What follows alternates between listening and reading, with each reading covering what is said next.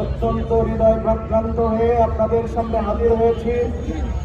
আপনারা ইতিমধ্যে জানেন, শুধু বাংলাদেশ নয়, গোটা পৃথিবীতেই প্রায় সকল দেশেই অত্যন্ত পরিচিত আমাদের কুষ্টিয়ার গর্ব, আনন্দের অহংকার, আমাদের প্রিয় ভাই মুফতি আমির হামজা। মুফতি আমির হামজা আজ থেকে প্রায় 15-20 বছর আগে থেকে তিনি এই কোরআনের মাহফিলে কোরআনের দাওয়াত দিচ্ছেন।